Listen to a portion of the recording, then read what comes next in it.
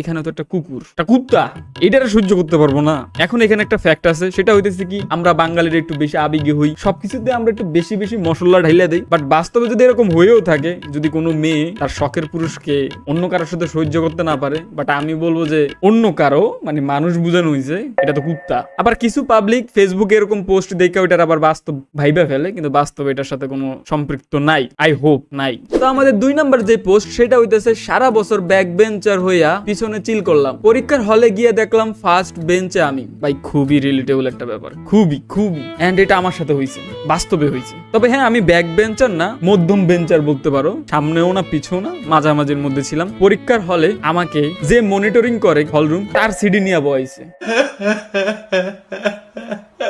আমার 2 পাশে স্টুডেন্ট এবং মেয়ে, ঠিক আছে, মাঝখানে আমি একলা একদম সেন্টারে। এমনিতে তো পরীক্ষার টেনশন, তার মধ্যে ভাই সবার